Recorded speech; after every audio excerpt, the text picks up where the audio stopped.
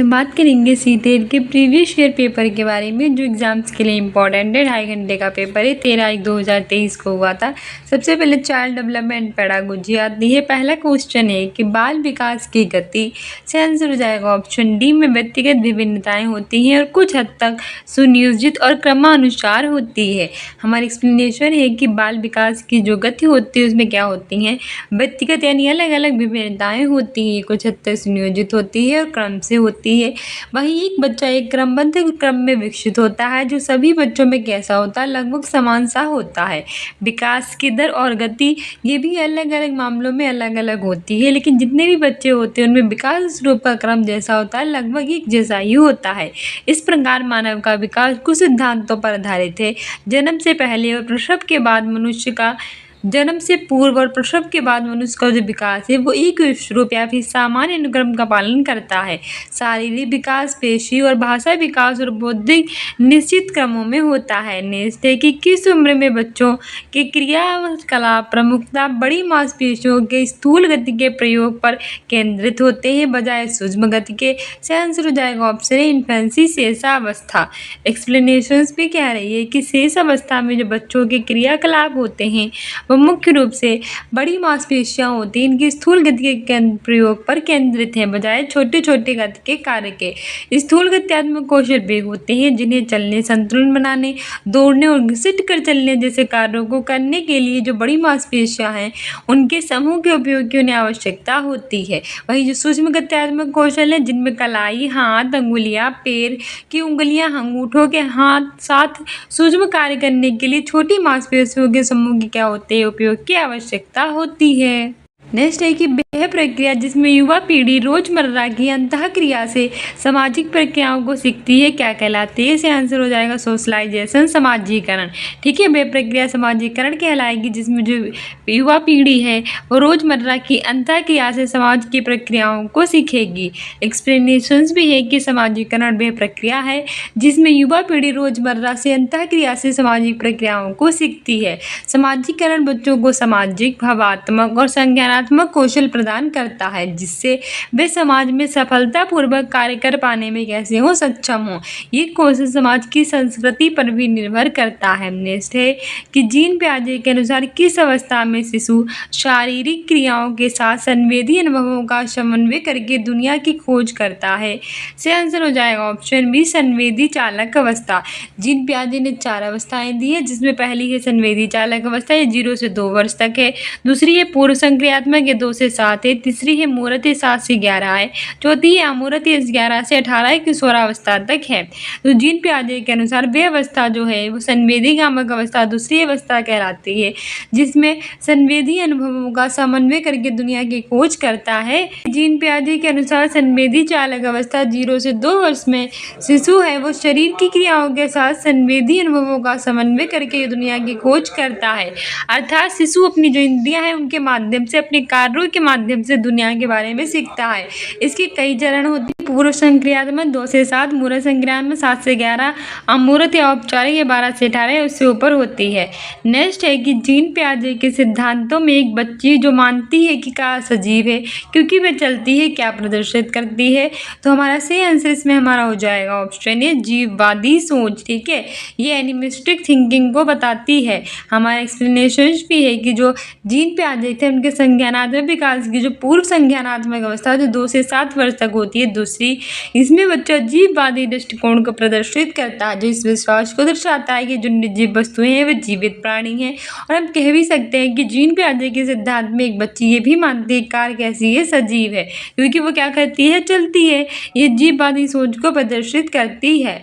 Next है कि Kohlberg के अनुसार नैतिक विकास के अंतिम चरण व्यक्तिगत सिद्धांतों की नैतिकता और विवेक के व्यक्तियों में क्या विशेषता होती है। से आंसर हो जाएगा ऑप्शन डी की ये विश्वास करना कि व्यक्तियों को सामाजिक कानूनों को आंख बंद करके पालन करने के बजाय उनका क्या करना चाहिए, परीक्षण करना चाहिए। एक्सप्लेनेशंस भी है कि कोहलबर्ग के अनुसार नैतिक विकास के अंतिम चरण व्यक्तिगत सिद्धांतों की नैतिकता और विवेक की व्यक्ति यह विश्वास करता है कि जो व्यक्ति हैं उनको सामाजिक कानूनों का आंख बंद करके पालन करने के बजाय उनका क्या करना चाहिए, परीक्षण। इस अवस्था में व्यक्ति व्यक्ति सार्वभौमिक मानवाधिकार पर आधारित उनके नैतिक मापदंड उनको मापता है। न्याय के सर्वमान्य प्राकृतिक सिद्धांत होने के साथ साथ मानवाधिकारों की समानता, परस्परता और मानव जाति के प्रति सम्मान की भावना से क्या होते हैं, युक्त। नेक्स्ट है कि लेव वाइगोत्स्की के अनुसार जब एक शिक्षक बच्चों को उसके समीपस्थ विकास के क्षेत्र तक पहुंचने में मदद करने के लिए उसे समायोजित समर्थन देता है तो किस रचना का प्रयोग कर रहा है। इसका आंसर हो जाएगा ऑप्शन इसके फोल्डिंग पार्ट। ठीक है, एक्सप्लेनेशन है कि लेव वाइगोत्स्की के अनुसार जब एक शिक्षक बच्चों को उनके समीपस्थ विकास के क्षेत्र तक पहुंचने में हेल्प करता है तो उसे समायोजित समर्थन देता है तो पाठ या फिर संरचना का प्रयोग करता है। पाठ या मजान तब होता है जब बालक तो थोड़ा सा सहयोग मिल जाता है, वो दूसरे स्तर को प्राप्त करते हुए सीख लेते हैं। इस सहयोग की आवश्यकता बालक को हमेशा ही होती है, बल्कि स्टार्टिंग में ज़रूरत उसकी पड़ती है, बाद में बच्चा स्वयं ही सीख लेता है। नेक्स्ट है कि लेव वाइगोत्स्की ने प्रतिपादित किया कि विकास से आंसर हो जाएगा को सामाजिक संदर्भ से अलग नहीं किया जा सकता। लेव वाइगोत्स्की ने प्रतिपादित किया था कि अगर जो डेवलपमेंट यानी ये विकास है उसको हम समाज के संदर्भ से अलग नहीं कर सकते। एक्सप्लेनेशन भी है कि लेव वाइगोत्स्की ने प्रतिपादित किया कि विकास को समाज के संदर्भ से अलग नहीं कर सकते क्योंकि व्यक्ति और समाज के बीच एक परस्पर मतलब आपस में संबंध होता है और सामाजिक संपर्क छात्रों को सीखने को क्या करता है, इफेक्ट करता है। नेक्स्ट है कि निम्न में से कौन बाल केंद्रित शिक्षण के अनुरूप नहीं है। आंसर हो जाएगा ऑप्शन डी, विद्यार्थियों को ज्ञान के निष्क्रिय ग्रहणकर्ता के रूप में पहचानना ये नहीं है। एक्सप्लेनेशन भी है कि विद्यार्थियों को ज्ञान का जो निष्क्रिय ग्रहणकर्ता होता है उसके रूप में पहचानना ये बाल केंद्रीय शिक्षण के अनुरूप नहीं है, जबकि स्कूली परिवेश को सुरक्षित और बच्चों के अनुकूल बनाएं, भय मुक्त वातावरण बनाएं जिससे हर बच्चा खुलकर व्यक्त कर पाए और कक्षा में सकारात्मक अनुशासन को लागू करें। ये सब बाल केंद्रीय शिक्षण के अंतर्गत क्या होते हैं, शामिल किए जाते हैं। नेक्स्ट है कि जिन व्यक्तियों में आमतौर पर पढ़ने लिखने और कहानियां सुनाने के अच्छे कौशल होते हैं उनमें देश बुद्धि अधिक मात्रा में होती है। इसे आंसर हो जाएगा ऑप्शन बी, भाषाई बुद्धिमत्ता। जिन व्यक्तियों में आमतौर पर पढ़ने लिखने और कहानी सुनाने के अच्छे कौशल होते हैं उनमें भाषाई बुद्धिमत्ता अधिक होती है। एक्सप्लेनेशंस भी है कि जिन व्यक्तियों में आमतौर पर पढ़ने लिखने और कहानियां सुनाने में अच्छे कौशल होते हैं उनमें भाषाई बुद्धिमत्ता अधिक होती है। हार्वर्ड गार्डनर ने 8 प्रकार की बुद्धि यानी मल्टीपल इंटेलिजेंस बहुबुद्धि में से एक है। ठीक है, नेक्स्ट क्वेश्चन है कि किसने प्रतिपादित किया कि भाषा का बच्चों के संज्ञानात्मक विकास पर महत्वपूर्ण प्रभाव होता है। इसे आंसर हो जाएगा ऑप्शन लेव वाइगोत्स्की। लेव वाइगोत्स्की ने कहा था कि भाषा का जो बच्चों के संज्ञानात्मक विकास होते हैं इन पर महत्वपूर्ण प्रभाव होता है। हमारी एक्सप्लेनेशन भी है कि लेव वाइगोत्स्की ने प्रतिपादित किया कि भाषा का बच्चे के संज्ञानात्मक विकास पर महत्वपूर्ण प्रभाव होता है। बालक समाज के साथ अंतःक्रिया के द्वारा ही अपने विचारों को या फिर भाषा का विकास करता है। नेक्स्ट है कि निम्न में से कौन सी प्रणाली कक्षा कक्ष में जेंडर रूढ़िवादिता को चुनौती देने में प्रभावशाली है। ऑप्शन बी, शिक्षिका को कक्षा में होने वाली गतिविधियों की जिम्मेदारी क्या करनी चाहिए कि सभी बच्चों में बराबर देनी चाहिए। एक्सप्लेनेशंस भी है कि शिक्षिका को कक्षा में होने वाली गतिविधियों की जिम्मेदारी सभी बच्चों में बराबर देनी चाहिए। ये कक्षा कक्ष में जेंडर रूढ़िवादिता को चुनौती देने में प्रभावशाली होता है। ऐसा करने से शिक्षिका दोनों के लिए समान और समकक्ष अवसर प्रदान करेगी। इससे बच्चों को ये समझ विकसित होगी कि लड़कियां और लड़कियां कैसे होते हैं। लड़के और लड़कियां आपस में समान ही होते हैं, लड़के और लड़कियां दोनों समान रूप में होते हैं। नेक्स्ट है कि विविध शिक्षार्थियों वाली कक्षा में शिक्षकों को क्या करना चाहिए। आंसर हो जाएगा ऑप्शन ए, ऐसे पाठ्यक्रम का पालन करें जिससे भी कक्षा में बच्चे की संस्कृति और भाषा को शामिल करें। एक्सप्लेनेशन है कि विविध शिक्षार्थियों वाली कक्षा में शिक्षक को चाहिए कि ऐसे पाठ्यक्रम का पालन करें जिससे कक्षा में बच्चे की संस्कृति और भाषा शामिल हो। साथ ही संस्कृति और भाषा को शामिल करने से जो बच्चे यानी जो स्टूडेंट्स होते हैं उनको अधिगम करने में सहजता होगी। कक्षा की गतिविधियों में आनंदमय वातावरण की अनुभूति करेंगे और कक्षा की गतिविधियों में क्या लेंगे, इंटरेस्ट लेंगे। नेक्स्ट है कि शिक्षक समूह कक्षा में के दौरान एक शिक्षिका बच्चों से अलग अलग पहलुओं को ध्यान में रखते हुए कोरोना महामारी के प्रभाव पर चर्चा करने को कहती है। इस चर्चा के माध्यम से शिक्षक का उद्देश्य देश को बढ़ावा देता है। आंसर हो जाएगा ऑप्शन बी, क्रिटिकल थिंकिंग, आलोचनात्मक चिंतन को बढ़ावा देता है। एक्सप्लेनेशंस भी है कि शिक्षक समूह चर्चा के दौरान एक शिक्षिका बच्चों से अलग अलग पहलुओं को ध्यान में रखते हुए कोरोना महामारी के प्रभाव पर चर्चा करने को कहती है। इस चर्चा के माध्यम से शिक्षक का उद्देश्य आलोचनात्मक चिंतन को बढ़ावा देना है। आलोचनात्मक चिंतन तर्क संगत रूप से सोचने और विचारों के बीच तार्किक संबंध को समझ समझने की क्षमता है। नेक्स्ट क्वेश्चन है कि आकलन के निम्नलिखित तरीकों में से कौन सा सामाजिक संरचनात्मक कक्षाओं में उपयोग नहीं किया जा सकता। से आंसर हो जाएगा ऑप्शन बी मानकीकृत परीक्षण। एक्सप्लेनेशंस भी है कि आकलन के मानकीकृत परीक्षणों को सामाजिक रचनात्मक कक्षाओं में उपयोग नहीं किया जाता है क्योंकि वे मुख्य रूप से मुख्य धारा की संस्कृति का प्रतिनिधित्व करते हैं और इसीलिए पक्षपाती हैं। ये व्यक्तिगत उपलब्धि के महत्व को पहचानने में विफल रहता है और इसके बजाय सीखने के लिए पारंपरिक दृष्टिकोण का उपयोग करते हैं जो छात्रों के व्यक्तिगत हितों और क्षमताओं की उपेक्षा करते हैं। समावेशी कक्षा जिसमें प्रत्येक बच्चे की विशिष्ट जरूरतों के अनुसार लचीले अधिगम में सहायक है। Which of the following of advocates a flexible learning environment considering the unique needs of each child in an inclusive classroom। Option A है बेहद मानकीकृत पाठ्यचर्या highly structured curriculum. Option B है मानकीकृत आकलन स्टैंडर्डाइज्ड असेसमेंट। ऑप्शन सी है सीखने का सार्वभौमिक अविकल्प यूनिवर्सल डिजाइन फॉर लर्निंग। और ऑप्शन डी है एक समान व योगात्मक मूल्यांकन यूनिफॉर्म एंड सम्मेटिव असेसमेंट। से आंसर हो जाएगा इसमें से हमारा ऑप्शन सी। ठीक है, सीखने का सार्वभौमिक अविकल्प यूनिवर्सल डिजाइन फॉर लर्निंग। क्योंकि हमने इसमें हमसे पूछा गया था कि इसमें से कौन सा एक समावेशी कक्षा। समावेशी सबसे पहले जान लो क्या होती है। एक ऐसी कक्षा जिसमें सामान्य बच्चे और विशिष्ट बच्चे दोनों एक साथ शिक्षा को ग्रहण करते हैं बिना किसी भेदभाव के, तो उसे हम समावेशी कक्षा कहते हैं। इसमें प्रत्येक बच्चे की विशिष्ट जरूरतों के अनुसार लचीले अधिगम में सहायक हैं। तो सीखने का क्या होता है सार्वभौमिक अविकल्प। ऑप्शन सी सही हो जाएगा। हमारा एक्सप्लेनेशंस भी कह रहा है कि सीखने का सार्वभौमिक अविकल्प एक समावेशी कक्षा में जिसमें प्रत्येक बच्चे की विशिष्ट जरूरतों के अनुरूप लचीले अधिगम में सहायक है। इसके अंतर्गत प्रत्येक की आवश्यकता के अनुसार विभिन्न शिक्षण विधियों का उपयोग करना ताकि प्रत्येक बच्चों को जो ज्ञान है वो प्राप्त हो सके। नेक्स्ट क्वेश्चन कह रहा है कि in a group of diverse learners teachers should practice multi cultural education. यानी कि विविध शिक्षार्थियों के समूह में शिक्षकों को बहुसांस्कृतिक शिक्षा का अभ्यास किस तरह करना चाहिए। ऑप्शन ये है कि एक समान और मानकीकृत पाठ्यक्रम सुनिश्चित करें aimed at ensuring uniform and standardised curriculum.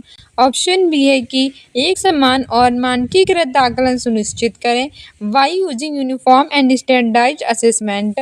Option C है कि बच्चों की सांस्कृतिक पृष्ठभूमि के आधार पर अलग अलग संकाय बनाकर by creating separate sections based on the cultural backgrounds of children. Option D है कि कक्षा का ऐसा लोकाचार बनाकर जहां हर बच्चा अपनेपन की भावना महसूस करे।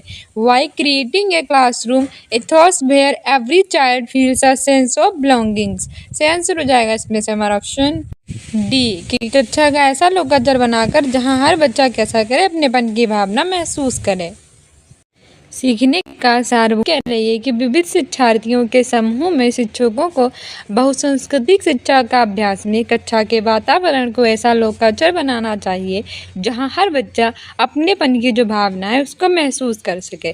साथ ही कक्षा में शिक्षक को ये विशेष रूप से भी ध्यान रखना चाहिए कि जो सिर्फ संस्कृति है विषय से उस तक शिक्षा को सुलभता प्रदान ना करे बल्कि सामाजिक सांस्कृतिक पृष्ठभूमि से आए हुए छात्रों को शिक्षा के समान अवसर भी उपलब्ध कराए। ठीक है, नेक्स्ट क्वेश्चन कह रहा है एक ही गतिक कार्य को कई बार दोहराती है कथा उसे दोस्त बनने में बेहद कठिनाई होती है जबकि वह चीज़ों को बहुत बारीकी से परखने की समझ भी रखती है। तो एक किसके विशिष्ट अभिलक्षण है। यानी कि Sunita x habits repetitive motor actions and has difficulty making friends दो she has ability for excellent attentions to detail. These are typical identifying characteristics of option A है ऑटिज्म श्रवणहीनता। ऑप्शन बी है डिसलेक्सिया पठन वैकल्य। ऑप्शन सी है dysgraphia लेखन वैकल्य। Option D है न्यूनता अतिशीलता विकार यानी कि attention deficit hyper activity disorder. Option है श्रवणहीनता यानी कि ऑटिज्म। ठीक है, सुनीता है उसे गद्दिक कार्य को कई बार दोहराती है जबकि उसे दोस्त बनाने में कैसी होती है डिफ़िकल्टीज फील होती है। वह चीज़ों को बहुत बारीकी से परखने की समझ भी रखती है। तो वे किसके विशिष्ट लक्षण होते हैं ऑटिज्म यानी कि श्रवणहीनता के होते हैं। ठीक है, हमारी एक्सप्लेनेशंस भी कह रही है कि सुनीता एक ही गद्दिक कार्य को कई बार करती है फिर दोस्त बनाने में उसे भी प्रॉब्लम होती है जबकि वह चीज़ों को बहुत बारीकी से परखने की क्या रखती है समझ। श्रवणहीनता एक विकासात्मक विकलांगता होती है जो मस्तिष्क में अंतर के कारण होती है। स्वावलीनता ऑटिज्म होता क्या है? ये एक विकासात्मक विकलांगता होती है जो कि किस कारण होती है? हमारे मस्तिष्क में अंतर होता है, इसके कारण होती है। इससे जो ग्रसित बालक होता है वो अक्सर सामाजिक संचार और बातचीत, प्रतिबंधित या दोहराए जाने वाले व्यवहार या रुचियों की क्या होने होती है? समस्या होती है। नेक्स्ट क्वेश्चन क्या है कि which of the following is an example of assistive technology to aid hearing, यानी कौन सा उदाहरण सहायकी तकनीकी का इस्तेमाल करते हुए विद्यार्थियों को सुनने में मदद करेगा? ऑप्शन ए है ब्रेल सिस्टम, ब्रेल प्रणाली। ऑप्शन बी है वॉकिंग स्टिक, छड़ी। ऑप्शन सी है साउंड एम्पलीफायर यानी ध्वनि प्रबंधक। और ऑप्शन डी है आई ग्लासेस यानी कि चश्मा। सही आंसर हो जाएगा इसमें से हमारा ऑप्शन सी, ध्वनि प्रबंधक यानी कि साउंड एम्पलीफायर। इसमें से जो ध्वनि प्रबंधक है वो सहायकी तकनीकी का इस्तेमाल करते हुए विद्यार्थियों को सुनने में क्या करेगा? मदद करेगा। हमारी एक्सप्लेनेशन भी कह रही है कि ध्वनि प्रबंधक जो है वो सहायक तकनीक का इस्तेमाल करते हुए विद्यार्थियों को सुनने में मदद करेगा जिनकी जो श्रवण क्षमता कैसी होगी? कम होगी। ध्वनि प्रबंधक आंशिक रूप से सुनने में असमर्थ यूजर्स के लिए आवाज़ की वॉल्यूम और स्पष्टता को क्या कर देता है? बढ़ा देता है, जिससे उसे क्या किया जा सके? सुना जा सके।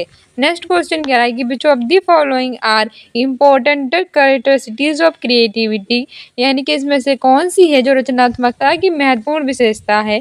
ऑप्शन ए है अभिसारी सोच, डाइवर्जेंट थिंकिंग। ऑप्शन बी है विचारों की मौलिकता, originality of ideas. Option C है लचीलापन, फ्लेक्सिबिलिटी। ऑप्शन डी है अभिसारी सोच, कॉन्वर्जेंट थिंकिंग। तो option A 1 2 first second third. Option C B है फर्स्ट सेकेंड। ऑप्शन सी है सेकेंड थर्ड। ऑप्शन डी है first second third fourth.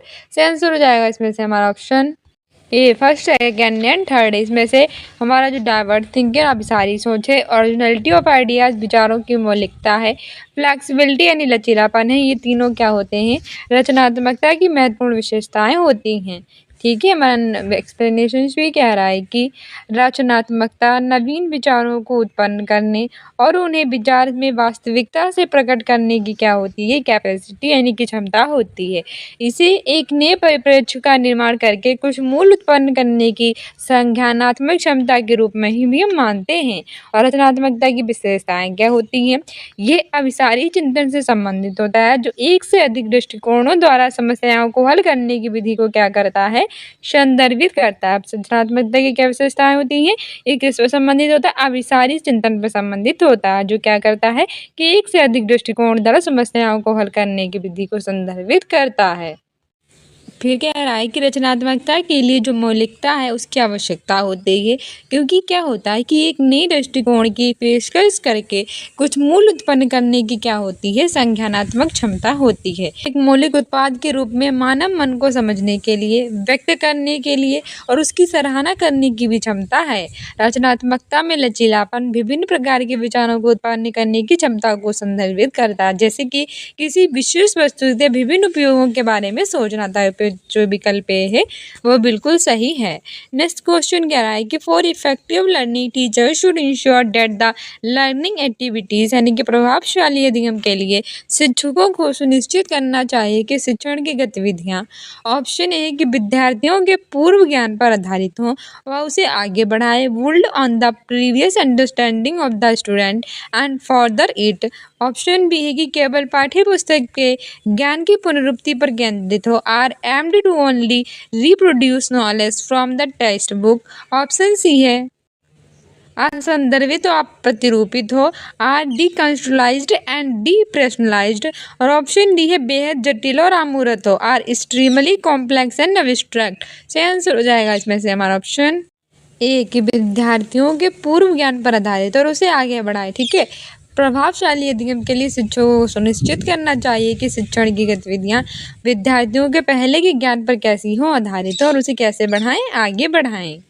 Explanation कह रही है कि प्रभावशाली अधिगम के लिए शिक्षकों को सुनिश्चित करना चाहिए कि शिक्षण की गतिविधियां विद्यार्थियों के पूर्व ज्ञान यानी पहले के ज्ञान पर आधारित हो और वो उसे कैसे करें, आगे बढ़ाएं। पूर्व ज्ञान जो होता है वे नए विचारों को सीखने के लिए आधार बनाते हैं। बच्चे विषय वस्तु की संकल्पना बनाते हैं।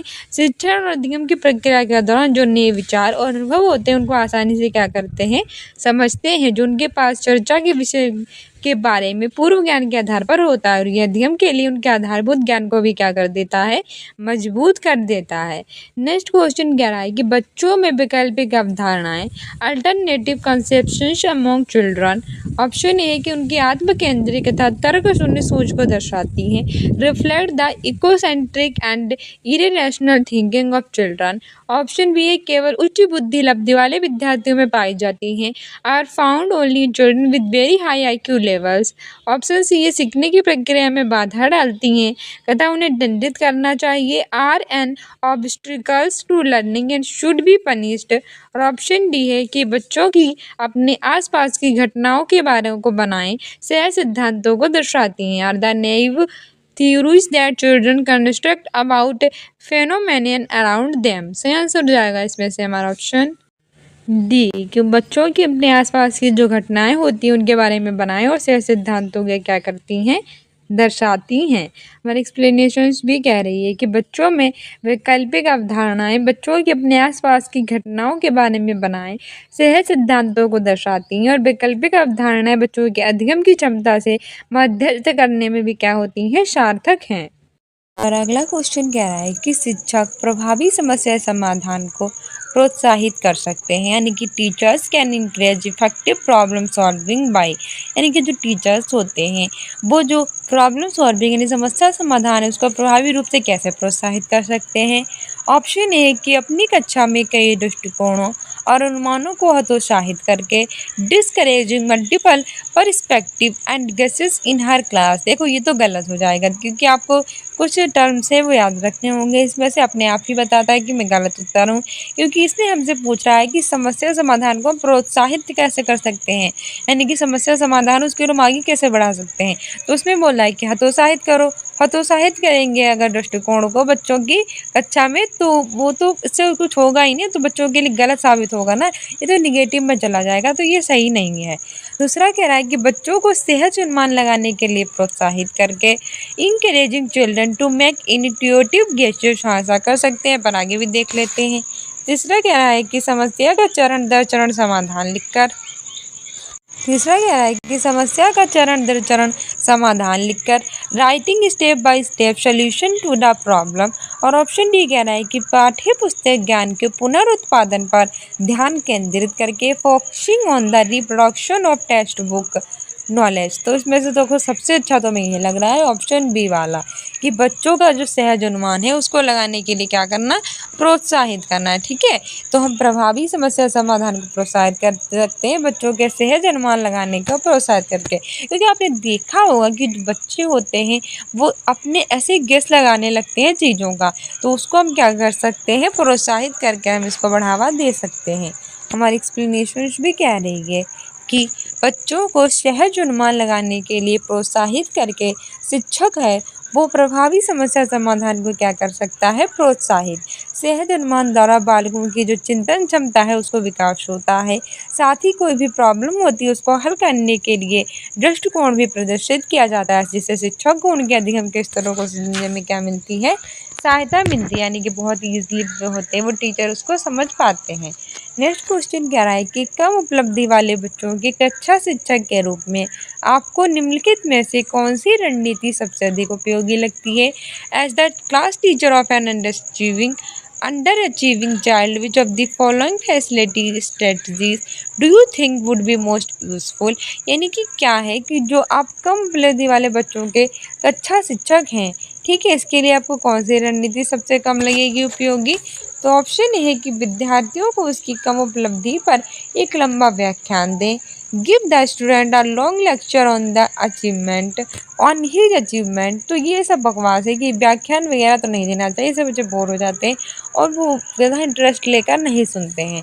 ठीक है, दूसरा कह रहा है उसकी कम उपलब्धि के कारणों की पहचान करने का प्रयास करना और अल्पकालिक कर सकने योग्य लक्ष्य निर्धारित करना, try to identify the reasons for his achievements and set short term achievable goals. तो हाँ, ये कर सकते हैं, पर आगे भी देख लेते हैं। ऑप्शन सी है कि स्कूल प्रबंधन को आवश्यक कदम उठाने के लिए कहना, जैसे कम उपलब्धि वाले छात्रों के लिए एक अलग संकाय बनाना। Ask the social management to take necessary steps such as making a separate sections for underachieving students. और ऑप्शन डी कह रहा है कि बच्चे के माता पिता को बताना और उन्हें बताना कि उनके बच्चों में कोई क्षमता नहीं है, इसलिए बच्चों को एक अलग स्कूल में डाल दें। Call the parents of the child and tell them that their child does not have any ability so they should put the child in a separate school.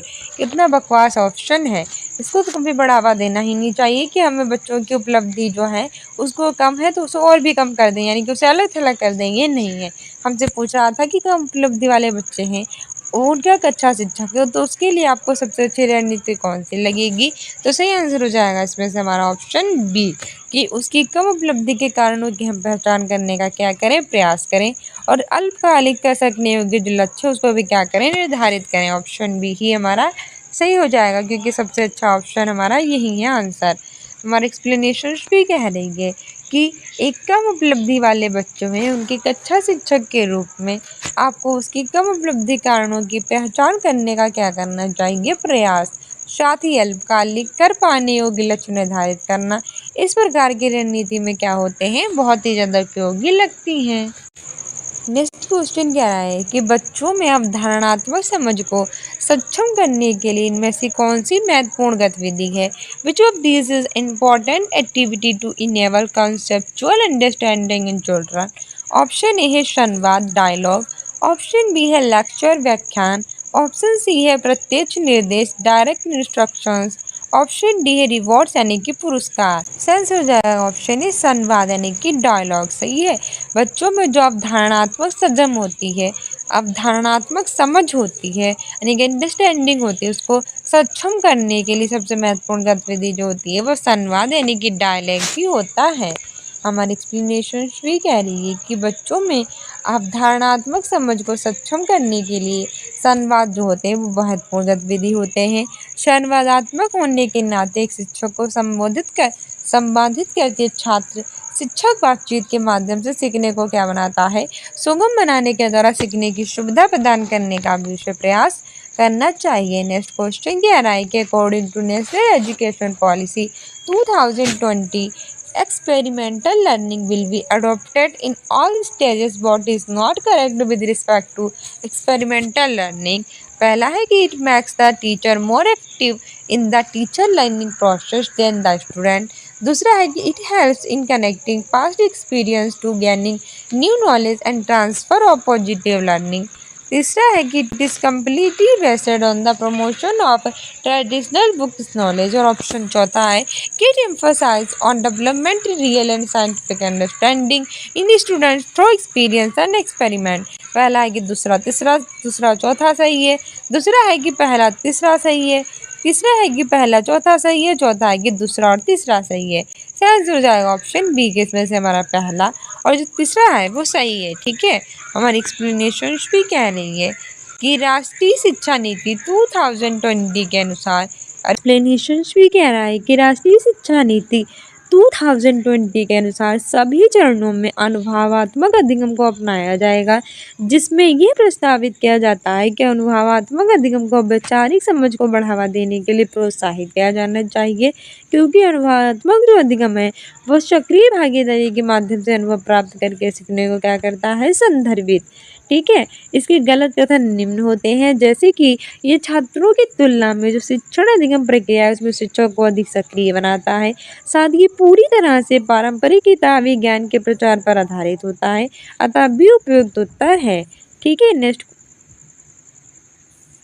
Next question कह रहा है कि निम्नलिखित में से कौन सी भावना सार्थक सीखने की प्रक्रिया को सुगम बनाती है?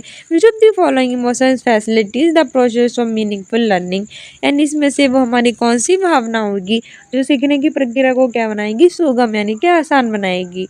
तो ऑप्शन ए है पैनिक यानी कि दहशत, ऑप्शन बी है फ्रस्ट्रेशन कुंठा, ऑप्शन सी है इरिटेशन चिड़, ऑप्शन डी है एक्साइटमेंट उत्तेजना। तो कौन सी हमारी सुगम बनाएगी? तो सही आंसर हो जाएगा इसमें से हमारा ऑप्शन डी, एक्साइटमेंट, उत्तेजना।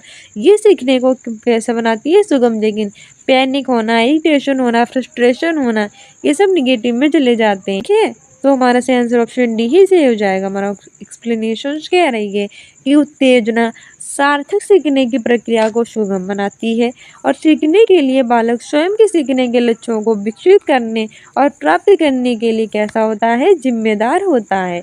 नेक्स्ट क्वेश्चन कह रहा है कि बच्चे किस प्रक्रिया से सबसे बेहतर सीखते हैं? Children learns best through the process of. Option A है पैसिव इमिटेशन, निष्क्रिय अनुकरण।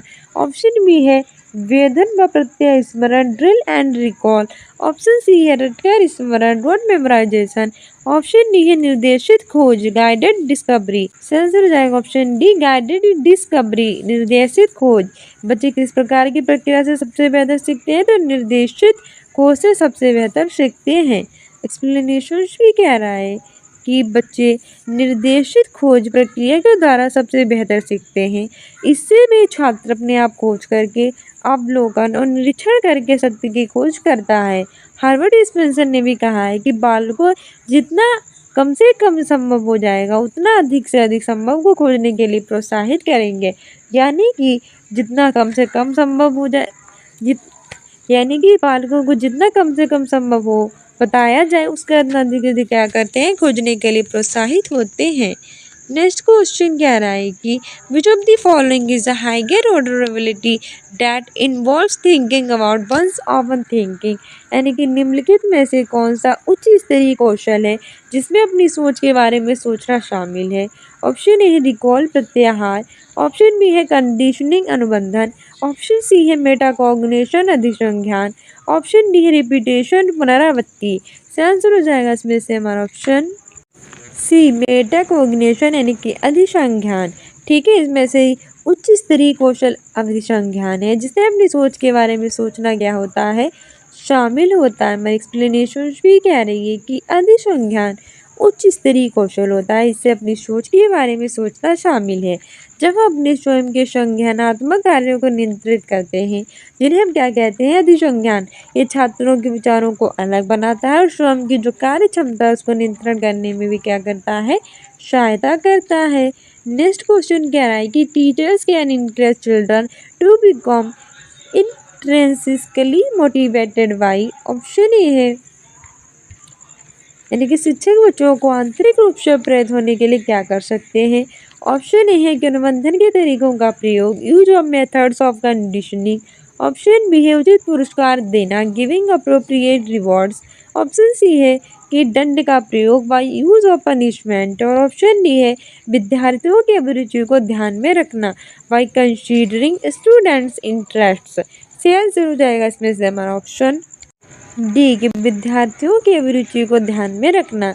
ठीक है, तो शिक्षक बच्चों को आंतरिक रूप से प्रेरित होने के लिए क्या कर सकते हैं? कि टीचर को बच्चों को आंतरिक रूप से यानी कि इनर मोटिवेट करना है तो विद्यार्थियों की अभिरुचि को भी ध्यान में रख सकते हैं। हमारी एक्सप्लेनेशन भी कह रही है कि विद्यार्थियों की अभिरुचियों को ध्यान में रखकर शिक्षक बच्चों को आंतरिक रूप से प्रेरित कर सकता है। ठीक है, एक शिक्षक अपने छात्रों को स्वयं के लिए उनकी रुचियों के अनुसार व्यक्तिगत निपुण लक्ष्यों को निर्धारित करने में उनको सहयोग देकर सीखने के लिए आंतरिक रूप से प्रेरित करने के लिए क्या कर सकते हैं? स्टूडेंट्स, ये था हमारा प्रीवियस ईयर का पेपर। इससे आपको अंदाजा मिला कैसे एग्जाम क्वेश्चन पूछे जाएंगे। मिलते हैं नेक्स्ट वीडियो में। Thank you.